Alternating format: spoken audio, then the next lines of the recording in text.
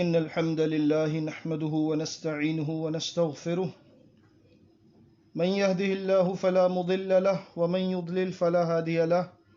وأشهد أن لا إله إلا الله وحده لا شريك له وأن محمدا عبده ورسوله اللهم صل على محمد النبي وأزواجه أمهات المؤمنين وذريته وأهل بيته كما صليت على آل إبراهيم إنك حميد مجيد رب اشرح لي صدري ويسر لي أمري واحلل عقدة من لساني يفقه قولي رب زدني علما اللهم إنا نسألك علما نافعا ورزقا طيبا وعملا متقبلا اما بعد سلسلہ تبیان حق کے متعلق اشکالات اور ان کے جوابات آپ سن رہے ہیں۔ سفیان بن اشتیاق صاحب نے، جیسا کہ میں نے آپ کو بتایا کہ اللہ کے رسول صلی اللہ علیہ وسلم کی پیروی کے سلسلے میں آیات پیش کی قرآن مجید کے حوالے سے، اور ان میں سے ایک آیت جو انہوں نے قرآن کی آیت بتا کر پیش کی، وہ الفاظ قرآن مجید میں ہمیں نہ مل سکے۔ وہ الفاظ تھے فَاتَّبِعُوهُ لَعَلَّكُمْ تُرْحَمُونَ۔ جب میں نے اس سلسلے میں قرآن مجید سامنے رکھ کر کوشش کی اس آیت کو میں تلاش کر سکوں، تو اس مضمون سے ملتی جلتی ایک آیت سامنے آئی، لیکن چونکہ وہ الفاظ جیسا کہ انہوں نے پڑھے تھے اس طرح سے الفاظ اس آیت میں بھی نہ تھے، تو میں نے اس آیت کو آپ کے سامنے پیش نہیں کیا۔ وقت بھی کم ہوتا ہے اور تفاصیل کا موقع نہیں ہوتا۔ اعوذ باللہ السمیع العلیم من الشیطان الرجیم من ہمزہ ونفخہ ونفثہ وہذا کتاب انزلناہ مبارک فاتبعوہ واتقوا لعلکم ترحمون۔ انہوں نے جو آیت پیش کی تھی، جس کو انہوں نے آیت کہا، وہ الفاظ تھے فاتبعوہ لعلکم ترحمون، اور انہوں نے یہاں پر فاتبعوہ میں ہو جو مفعول کی ضمیر ہے اسے اللہ کے رسول صلی اللہ علیہ وسلم کے لیے قرار دیا، اور فاتبعوہ لعلکم ترحمون کے الفاظ کے ساتھ آیت کو پیش کیا، جبکہ یہ آیت سورہ انعام کی آیت نمبر 155، اس میں قرآن مجید کا کتاب اللہ کا تذکرہ ہو رہا ہے۔ وَهَذَا كِتَابٌ أَنزَلْنَاهُ مُبَارَكٌ، یہ برکت والی کتاب ہم نے نازل کی ہے، فَاتَّبِعُوهُ، تو اس کتاب کا اتباع کرو، وَاتَّقُوا، اور اللہ سے ڈرو، لَعَلَّكُمْ تُرْحَمُونَ، تاکہ تم پر رحم کیا جائے۔ جو انہوں نے پیش کی سفیان صاحب نے، فَاتَّبِعُوهُ لَعَلَّكُمْ تُرْحَمُونَ، کہ اس رسول کی پیروی کرو تاکہ تم پر رحم کیا جائے، ترجمہ بھی درست نہیں ہے، اور یہ ہو کی ضمیر قرآن مجید سے متعلق ہے، جس کو انہوں نے جلد بازی میں اللہ کے نبی صلی اللہ علیہ وسلم کی طرف پھیر دیا۔ پھر درمیان سے فَاتَّبِعُوهُ وَاتَّقُوا، وَاتَّقُوا کا لفظ بھی انہوں نے دوران تلاوت ادا نہ کیا، لہٰذا ہمارا اعتراض اپنی جگہ برقرار ہے، اور میں چاہتا ہوں کہ سفیان صاحب خود اس سلسلے میں وضاحت پیش کریں، اور جب یہ آیت قرآن مجید میں نہیں ہے موجود جیسا کہ انہوں نے پڑھی ہے، تو پھر اس پر اللہ رب العزت کے آگے توبہ کریں، اور آئندہ کے لیے قرآن مجید اور احادیث کی جو پڑھنے کا جو معاملہ ہے اس پر سنجیدگی سے غور کریں اور ایسی غلطیوں سے بچنے کی کوشش کریں۔ یہ معاملہ اس لیے اتنا زیادہ نازک ہے کہ اللہ کے نبی صلی اللہ علیہ وسلم نے قرآن تو قرآن ہے، اذکار اور ادعیہ کے سلسلے میں بھی صحابہ کرام کو ٹوکا ہے۔ مثلا ہمارے سامنے صحیح بخاری کتاب الوضو کی آخری روایت ہے، اور باب ہے باب فضل من بات علی الوضو، رات کے وقت وضو کر کے سونے والے کی فضیلت کا بیان۔ برا بن عازب رضی اللہ تعالی عنہ سے مروی ہے کہ اللہ کے نبی صلی اللہ علیہ وسلم نے ان سے فرمایا، ترجمہ یہ ہے کہ جب تم اپنے بستر پر لیٹنے آؤ تو اس طرح سے وضو کرو جس طرح نماز کے لیے کرتے ہو، پھر دائنی کروٹ پر لیٹ کر یوں کہو، اللہم اسلمت وجہی الیک وفوضت امری الیک والجأت ظہری الیک رغبتا ورہبتا الیک لا ملجأ ولا منجأ منک الا الیک اللہم آمنت بکتابک الذی انزلت وبنبیک الذی ارسلت۔ اور اگر تم نے یہ دعا پڑھ لی باوضو اور رات کو تم اس طرح سے سو گئے اور اسی حالت میں رات کو مر گئے تو فطرت پر مرو گے، اور اس دعا کو تمام کلام کے بعد سب سے آخر میں پڑھنا۔ برا بن عازب رضی اللہ تعالی عنہ نے یہ دعا اللہ کے نبی صلی اللہ علیہ وسلم کے سامنے پڑھی، اور جب آخر میں وہ ان الفاظ پر پہنچے، اللہم آمنت بکتابک الذی انزلت وبنبیک الذی ارسلت، کہ اے اللہ میں ایمان لایا تیری اس کتاب پر جو تو نے نازل کی اور تیرے اس نبی پر جس کو تو نے بھیجا۔ تو یہاں پر انہوں نے پڑھ دیا اللہم آمنت بکتابک الذی انزلت وبرسولک الذی ارسلت، یعنی وبنبیک کی جگہ وبرسولک پڑھ دیا۔ اللہ کے نبی صلی اللہ علیہ وسلم نے جب یہ سنا تو فرمایا قال لا ونبیک الذی ارسلت، اے برا اس طرح سے نہیں، وبرسولک الذی ارسلت نہیں ہے، وبنبیک الذی ارسلت ہے۔ آپ سوچئے اللہ کے رسول صلی اللہ علیہ وسلم کو وحی کے الفاظ کے معاملے میں کس قدر خیال رکھنا محبوب تھا کہ اللہ رب العزت نے جس طرح سے الفاظ سکھائے ہیں بالکل اسی طرح اللہ کے نبی صلی اللہ علیہ وسلم صحابہ کرام کو سکھاتے، اور جب وہ ان الفاظ میں کسی ایسے لفظ پر بھی خطا کر بیٹھتے جن الفاظ میں بظاہر کوئی تعارض نہیں ہے، ملتے جلتے الفاظ ہیں، کہ اللہ رب العزت نے جو دعا سکھائی نبی صلی اللہ علیہ وسلم کو اس میں ہے نبی کا، اور صحابی نے پڑھ دیا ورسول کا،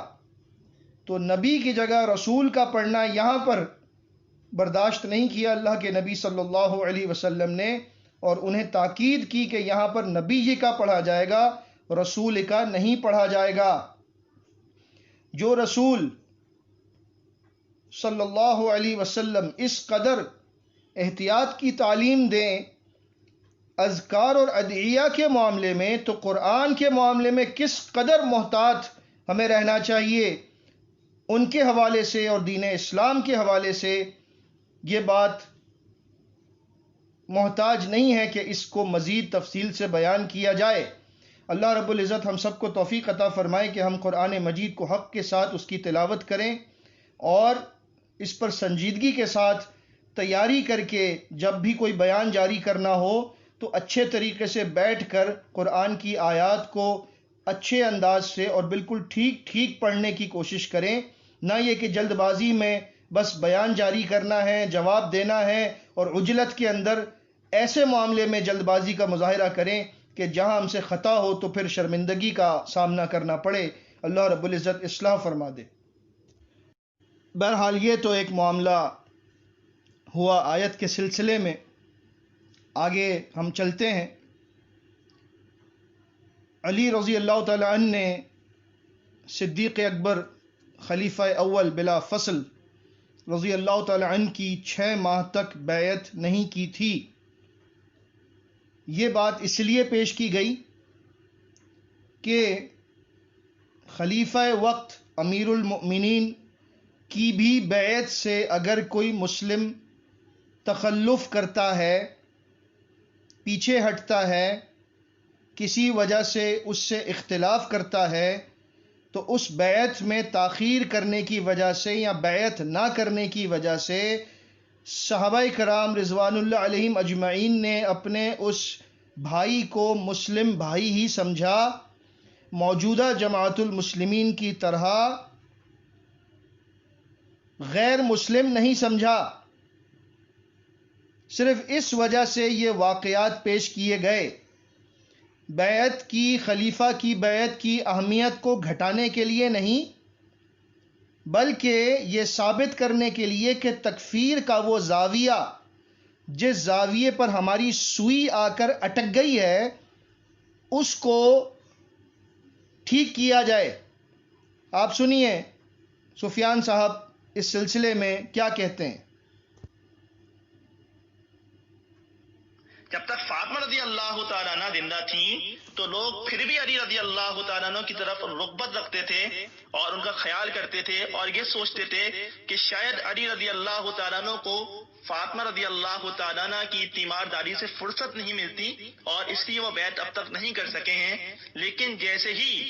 وہ فوت ہو گئیں تو لوگ علی رضی اللہ تعالیٰ عنہ سے خفگی کا اظہار کرنے لگے۔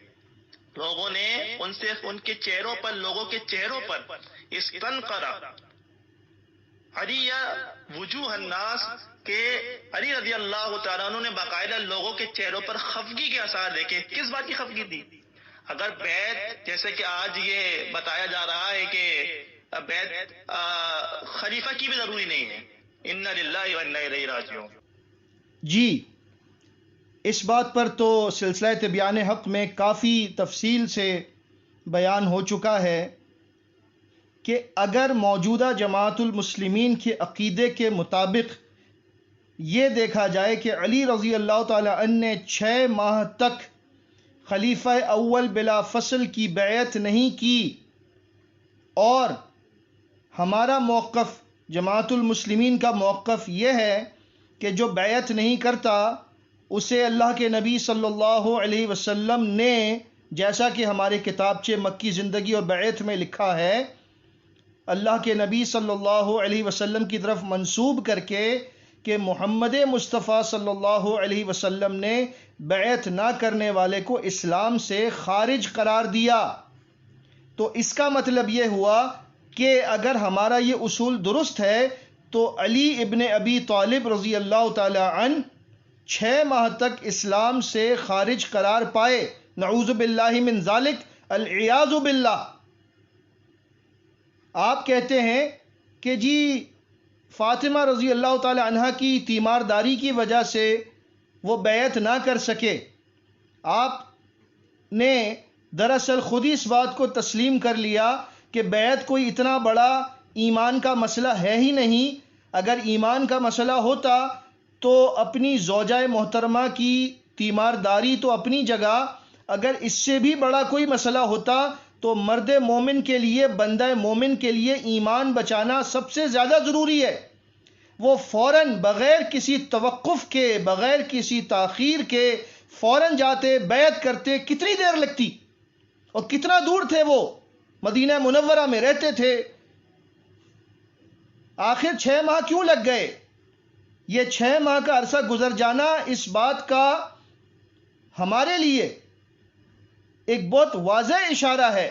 کہ ہم نے اس کو ایمانیات کا مسئلہ سمجھا ہے۔ یہ مسئلہ ایمانیات کا ہے ہی نہیں، یہ انتظامی مسئلہ ہے، اور انتظامی مسائل میں تاخیر کی جا سکتی ہے، یہ کوئی بڑا مسئلہ نہیں ہے۔ پھر آپ دیکھیے سوال کرنے کا انداز کہ جی خفگی کے آثار کیوں نظر آئے؟ اللہ اکبر کبیرہ۔ اگر آپ کے اصول کے مطابق علی رضی اللہ تعالی عنہ، نعوذ باللہ میں کہنے کی جسارت کرتا ہوں کیونکہ ہمارے اصول اتنے عجیب ہیں کہ وہ 6 ماہ کے عرصے میں اسلام سے خارج تھے نہیں، لیکن جماعت کے اصول سے خارج تھے، تو اسلام سے خارج ہونے والا ہماری نگاہ میں کیا ہوتا ہے؟ مرتد۔ مرتد کی سزا کیا ہے؟ قتل۔ 6 ماہ تک صحابہ کرام صرف خفگی کا اظہار کرتے رہے۔ آپ کے اصول کے مطابق تو نعوذ باللہ ثم نعوذ باللہ ایسے شخص کی سزا کچھ اور ہے، اور یہاں صرف خفگی کا اظہار ہو رہا ہے۔ تو خفگی کا اظہار بتا رہا ہے کہ وہ اسلام میں تھے، ان کے دینی بھائی تھے۔ خفگی اس بات کی تھی کہ آ کر خلیفہ اول کے ہاتھ پر بیعت کر کے جماعت المسلمین میں، جو در حقیقت جماعت المسلمین ہے، اس کے اندر جو باتیں پھیل سکتی ہیں ان کا خاتمہ کیا جائے۔ صرف یہ خفگی تھی، یہ ناراضگی کا اظہار تھا جو ہمارے اصول کے پرخچے اڑا کر رکھ دیتا ہے۔ لیکن ہم ہیں کہ پھر بھی اپنی گرتی ہوئی دیوار کو سہارا دینے کے لیے اس قسم کے تاریخی واقعات کو لے کر بیٹھے ہیں اور پوچھ رہے ہیں کہ جی خفگی کا اظہار کیوں کیا؟ تو آپ بھی خفگی کا اظہار کیا کیجئے نا۔ آپ بھی غیر جماعتی لوگوں کے لیے خفگی کا اظہار کیجئے، آپ کو کوئی کچھ نہیں کہے گا۔ آپ بھی ان لوگوں کے ساتھ صرف ناراضگی کا اظہار کیجئے۔ آپ کو یہ اختیار کس نے دیا کہ آپ ان پہ کفر اور شرک کے فتوے لگائیں؟ آپ کو یہ اختیار کس نے دیا کہ آپ ان کو مرتد قرار دیں، ان کو اسلام سے خارج قرار دیں؟ یہ اختیار آپ کو کس نے دیا؟ جب صحابہ کرام کا خفگی کا اظہار کرنے کا معاملہ بنتا ہے تو آپ بھی خفگی سے آگے نہیں بڑھ سکتے، اور اگر آپ بڑھتے ہیں تو سبیل المؤمنین سے انحراف اسی طرح شروع ہوتا ہے، اور اس کا انجام جہنم کی آگ ہے اور کچھ نہیں ہے۔ جیسا کہ سورہ نساء کی آیت نمبر 115 میں موجود ہے، وَمَن يُشَاقِقِ الرَّسُولَ مِن بَعْدِ مَا تَبَيَّنَ لَهُ الْهُدَى وَيَتَّبِعْ غَيْرَ سَبِيلِ الْمُؤْمِنِينَ نُوَلِّهِ مَا تَوَلَّى وَنُصْلِهِ جَهَنَّمَ وَسَاءَتْ مَصِيرًا۔ اور جو شخص اللہ کے رسول صلی اللہ علیہ وسلم کی مخالفت کرے گا بعد اس کے کہ ہدایت اس کے لیے واضح ہو چکی ہے، اور وہ ایمان والوں کے راستے کو چھوڑ کر، سبیل المؤمنین کو چھوڑ کر اپنا نیا راستہ متعین کرے گا، تو ہم اسے جانے دیں گے جدھر وہ خود پھر گیا ہے، اور بالآخر اسے جہنم میں ڈالیں گے، اور وہ بہت برا ٹھکانہ ہے۔ جماعت المسلمین کے کتابچوں سے یہ بات ثابت ہوتی ہے کہ اجماع الصحابہ سبیل المؤمنین ہے، سبیل المؤمنین قرآن و حدیث ہے، اور اس کا انکار کفر ہے۔ اس سلسلے میں بڑی تفصیل کے ساتھ بات ہو چکی ہے۔ اب دیکھنا یہ ہے کہ اللہ کے نبی صلی اللہ علیہ وسلم کے دنیا سے رخصت ہو جانے کے بعد خلیفہ اول بلا فصل، پہلے خلیفہ جماعت المسلمین کے، ان کی بیعت نہ کرنے والے خود بعد میں خلیفہ راشد بنے۔ انہوں نے 6 ماہ تک اپنے خلیفہ اول کی بیعت نہ کی۔ اس وقت میں تمام 6 ماہ کے عرصے میں صحابہ کرام رضوان اللہ علیہم اجمعین نے علی ابن ابی طالب رضی اللہ تعالی عنہ کو اپنا مسلم بھائی سمجھا۔ اس معاملے میں ہمارا کیا موقف ہے؟ ایسے بندے کو ہم کیا سمجھتے ہیں جو قرآن و حدیث پر عمل کرتا ہو لیکن اس نے بیعت نہ کی ہو کسی بھی وجہ سے؟ سنیے۔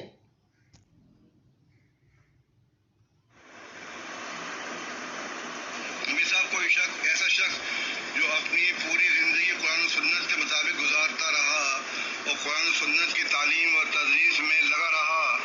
اس حال میں دنیا سے رخصت ہوا کہ اس نے جماعت المسلمین کے امیر کی بیعت نہیں کی تھی، اس کی مغفرت کی دعا کی جا سکتی ہے۔ اس کے بارے میں کیا حکم ہے؟ اس کے بارے میں حکم یہی ہے قرآن و حدیث کا کہ وہ مسلم نہیں تھا۔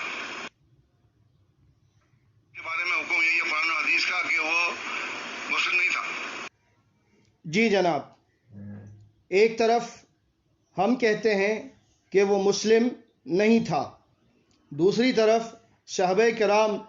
کہتے ہیں کہ وہ مسلم ہے۔ اب ہمیں کس کے راستے کی پیروی کرنی چاہیے؟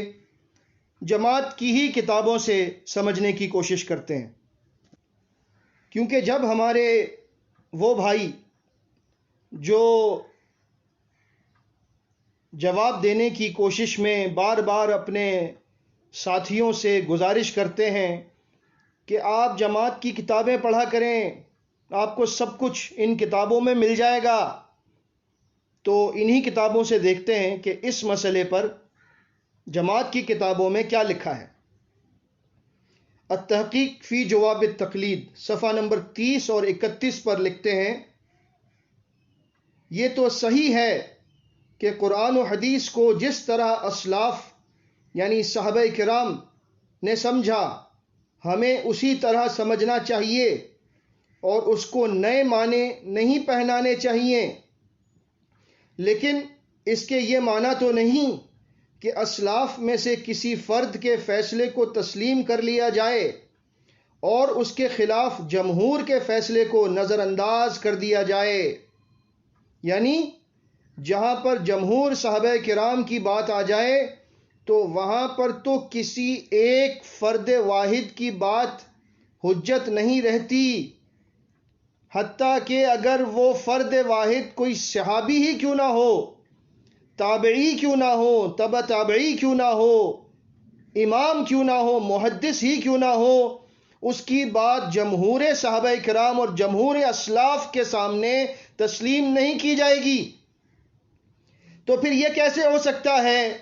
کہ جمہور صحابہ کرام جماعت المسلمین حقیقی اور جماعت المسلمین اولین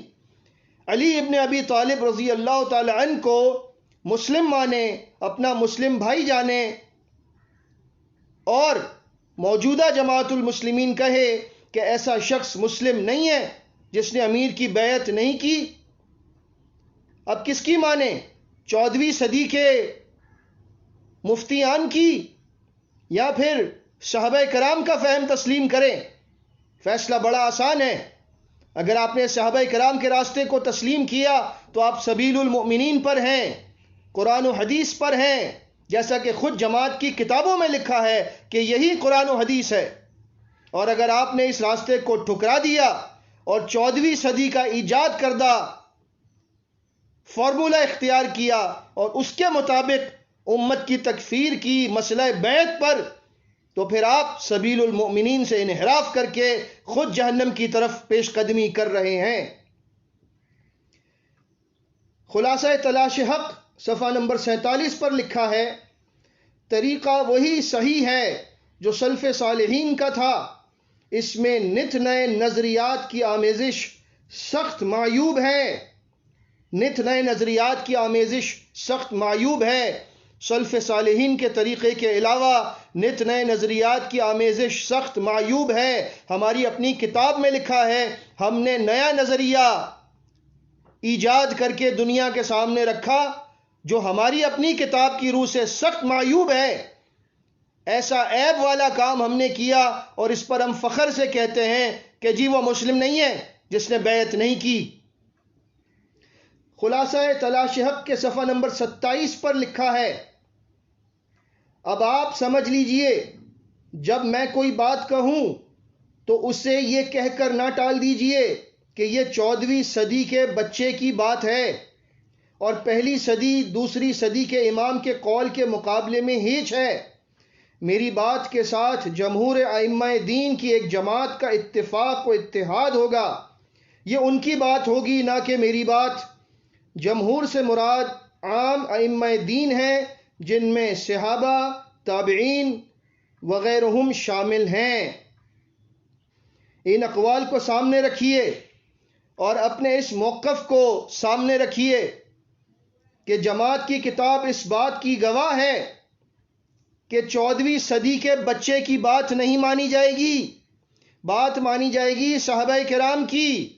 بات مانی جائے گی تابعین عظام کی، بات مانی جائے گی محدثین کرام کی، بات مانی جائے گی ائمہ دین کی۔ ہماری اپنی کتاب میں لکھا ہے۔ پھر آپ 14ویں صدی کے ایجاد کردہ اصول کو لے کر بیٹھے رہیں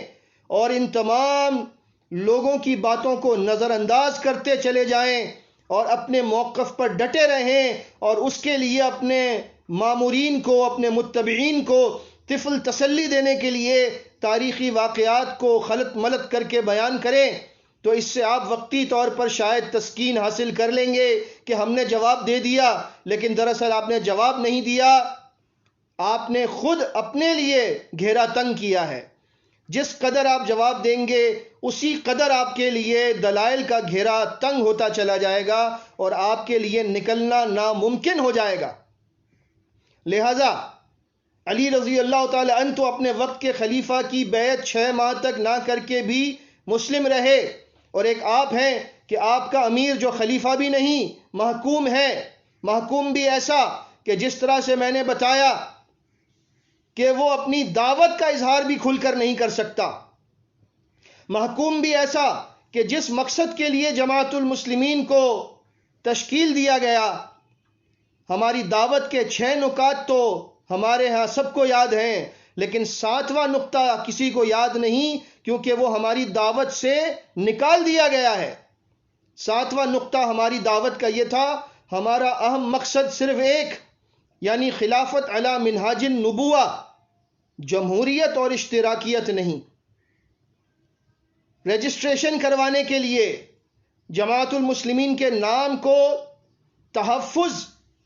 دلوانے کے لیے، اور وہ بھی ایسی حکومت سے جو جماعت کے اپنے اصول کی روح سے کفر اور شرک کی حکومت ہے، کفر اور شرک کی حکومت سے اپنے آپ کو رجسٹر کروانے کے بعد اس رجسٹریشن کے لیے یہ مطالبہ جب ہم سے ہوا کہ آپ اپنی دعوت کا یہ نقطہ نکال دیجئے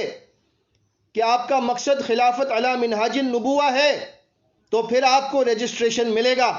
جوائنٹ سٹاک کمپنیز میں، جس کے تحت رجسٹریشن ہوا ہے ہمارا۔ تو ہم نے اپنی اس دعوت کے انتہائی اہم نقطے سے دستبرداری کا اعلان کیا۔ ہمارے لیے دستبردار ہو جانا کسی بھی اصولی بات سے کوئی مسئلہ ہی نہیں ہے۔ باتیں کرتے ہیں کہ جی خلافت لائیں گے، خلافت لانے کے لیے تحریک اٹھی ہے، اگر جماعت نہیں ہوگی، بیعت نہیں ہوگی تو خلافت کہاں سے آئے گی؟ جناب آپ تو خلافت کے اپنے اس عزم سے، اپنے مقصد سے دستبردار ہو چکے ہیں۔ یہ آپ طفل تسلی کس کو دے رہے ہیں کہ آپ خلافت لانے کے لیے یہ سب کچھ کر رہے ہیں؟ خلافت لانا انسانوں کے بس کی بات نہیں ہے۔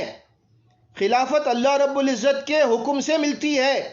اور اس وقت ملتی ہے جب امت ایمان اور اعمال صالحہ کے اس معیار کو پہنچ جائے جو اللہ کے قرآن نے مقرر کیا ہے۔ وہ معیار کیا ہے؟ سورہ نور کی آیت نمبر 55 ہے،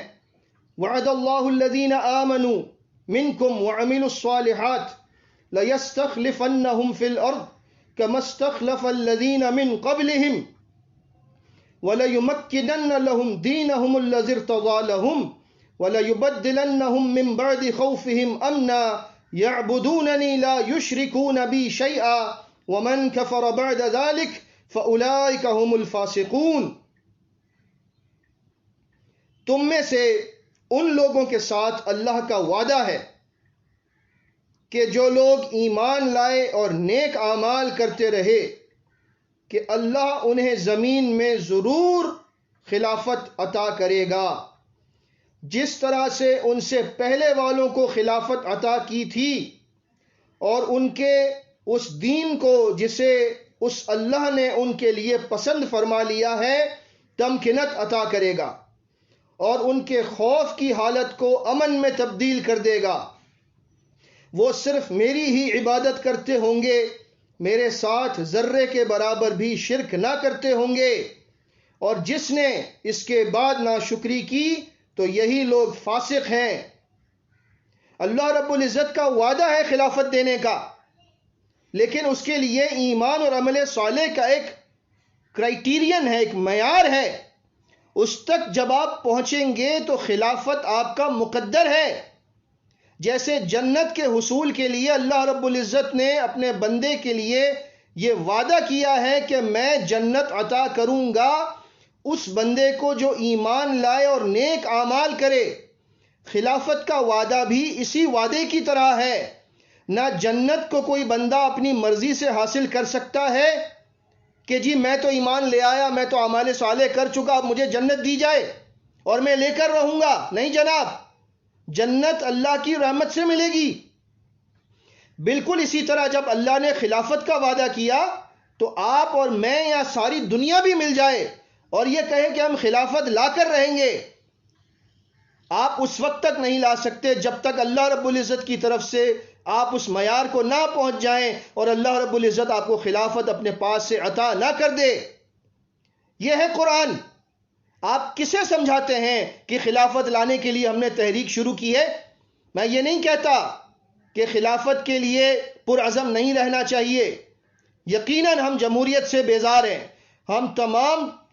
جو حکمرانی کے طرز ہیں خلافت علی منہاج النبوہ کے علاوہ ان سب سے کلی طور پر بیزار ہیں۔ ان میں سے کوئی بھی طریقہ ٹھیک نہیں سوائے خلافت علی منہاج النبوہ کے۔ لیکن آپ اگر یہ کہیں کہ اگر یہ جماعت ہوگی تو خلافت آئے گی، اگر یہ جماعت نہیں ہوگی تو خلافت نہیں آئے گی، نہیں، ایسی کوئی بات نہیں ہے۔ اس خوش فہمی سے باہر آ جائیے۔ خلافت اللہ رب العزت امت مسلمہ کو عطا کرے گا جب امت مسلمہ ایمان اور اعمال صالحہ کے معیار کو پہنچ جائے گی۔